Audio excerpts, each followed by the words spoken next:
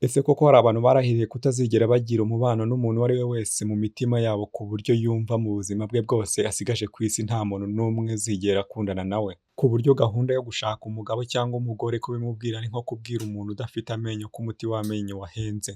Iyo ngingo ntibimureba. Ese ubundi wakwibaza ngo biba byaragenze bite kugira ngo uyu muntu agere aho yisanga muri buno buzima benshi bagereranya nk'ukuzimu, abandi bakabufata nko kubaho wisanzuye nta stress? Reka turebere hamwe.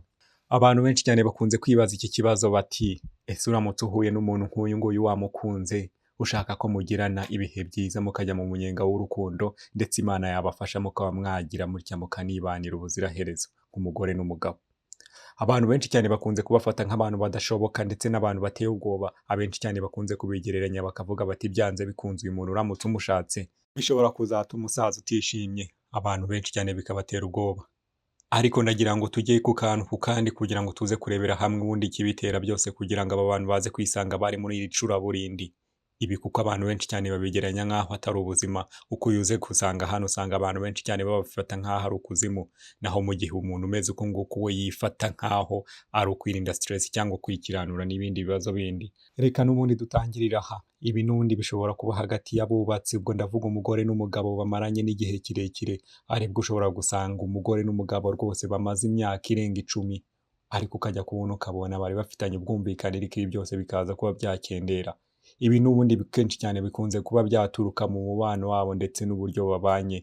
Ibi n'indi ngingo tuzagarukaho. Ariko reka dukomeze, ariko nagusaba niba uri umugabo cyangwa uri umugore, iki kiganiro ntabwo kigucike, kuko ntiwumve ko kireba abasore cyangwa inkumi, ahubwo buri muntu wese kiraza kuba kimureba ku ruhande rwe. Abantu badafite urukundo babaho, ariko si uko batarufite ahubwo rwarakonje. Ariko si uko bavutse badafite umutima w'urukundo, ahubwo ni uko urukundo rwabo rwakomerekejwe mbere bagahitamo gufungirana muri gereza y'imitamenwa kugira ngo barinde imitima yabo gukomereka. Ubwo ndavuga kwangirika kw'amarangamutima. Ariko hari n'abantu bakuriye mu miryango itarimo urukundo, babona amakimbirane, gukubitwa, guteshwa agaciro ndetse n'ibindi. Ibi nabyo bituma uwabonye ibyo bintu byose bituma akomeza kugira umutima wibushye. Nuko hakabaho n'abandi bakuze babona urukundo rwangirika ruguranywa ifaranga n'ibindi bintu by'agaciro, urabona ko urukundo ari ibitekerezo bitabaho. Icyo gihe ubonye ibi ngibi byose, iyo abonye hari uje umuzaniye urukundo, nuko nawe agira ubwoba akaruhunga, agahita ahitamo gufunga umutima we ndetse na roho, agakwepa urwo rukundo. Niyo mpamvu kumubwira ngo ushaka umugabo cyangwa ushaka umugore, ibi n'ubundi bimera nk'aho ari ukubwira umuntu utabona ati umutuku ni mwiza.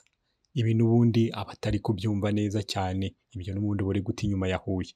Ariko si uko bavutse badafite umutima w'urukundo, ahubwo ni uko urukundo rwabo rwakomerekejwe mbere bagafata umwanzuro wo gufunga urukundo burundu. Nzabanza nshaka amafaranga, naho ibyo gukundana nzabijyamo nyuma. Iri jambo nimba umaze guca akenge ntabwo ushobora kuba ari ubwa mbere ryumvishe mu matwi yawe.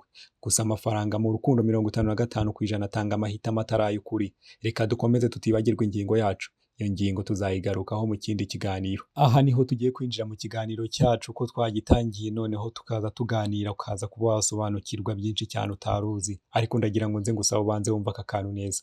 Ese burya wari uzi ko urukundo narwo rukenera urukundo kugira ngo ruze kubaho? Niyo mpamvu nimba nawe ushaka gukundwa, nawe bizagusaba kubanza gukunda. Urukundo burya ni imitsi yinjiza ibyishimo mu bice byose by'umubiri. Ni uko uhawe urwo rukundo akanyamuneza kakamukwira umubiri wose, nuko nawe nyuma y'igihe akakubwira kari ku mutima. Ibyo waha umuntu byose utabimuhanye urukundo ntago bimushimisha. Urugero rwiza, umugore umuhaye byose akeneye ari kukarara umukubita, ibyo byose uzakora byose azabifata nk'aho ari ukuvoma amazi ukavomerera imvura.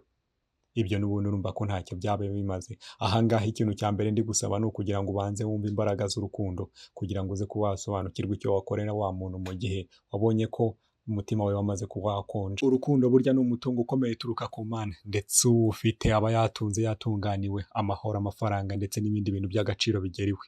Ese aho ntujya wibaza ngo abantu badakunda babayeho bati? Niyo mpamvu tugiye kuba twagaruka muri iki kiganiro cyose. Aha ni mu izingiro rya byose, ukamenya ese bundi bari abantu bateye bate? Ese bagira urukundo, bagira imitima, bameze bate, bagira amarangamutima? Abantu benshi cyane bakunze kugenda bafata nk'abantu batagira amarangamutima, ariko si uko bateye, kuko bariya twavuga ko ari abantu bakomeye. Gukomera mvuga si ukundi, ahubwo ni uko ari ba bantu iyo bagize batya bagafungurira umuntu umutima bakamubwira batinjira, burya urya muntu ntaba afite gahunda yo gusohoka. Abenshi cyane bakunze kuvuga ko aba bantu amarangamutima yabo akenshi iyo wuje ukayakina nabo bishobora kuza kurangira biyambuye ubuzima. Niyo mpamvu akenshi cyane nuramuka ujyanywe n'urukundo ugahura n'uyu muntu uteye uku nguku, amahirwe mu rukundo rwanyu ashobora kuziyongera mu gihe wowe ubwawe uzaba wabishyizemo akabaraga.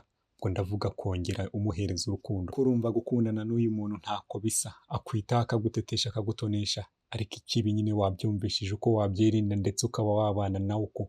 Ariko ntimujya mubona abantu bameze uko nguko, ntukagire impungenge ngo uvuge ngo uriya muntu ngo kuki yatinze gushaka, ahubwo aba yarabuze uza ngo ashiture urwo rukundo amwereke ikibatsi, nuko nawe atera intambwe. Ni ugutera intambwe imwe agatera intambwe miliyoni, urumva ko uba ugiye kwiturira muri paradizo utakekaga ko uzigera uyibona. Abantu benshi cyane rero bakunze kubona aba bantu bateye uku ariko ntibamenye ngo wenda ngo ikibyihishe inyuma ni ikihe. Dore ni icyo, baba babuze umuntu uza ngo abahe urukundo rwa nyarwo ndetse rwa rukundo bakeneye. Ngahe nguko rero, reka nkushimire wowe wakurikiranye iki kiganiro ndetse nanagushimire cyane, nkubwire ni umuntu w'agaciro ukomeye cyane. Njye ndi Turu, ukeneye ko tukugira inama ndetse tukagufasha mu bijyanye n'urukundo cyangwa n'ibindi mubano watwandikira. Murakoze cyane.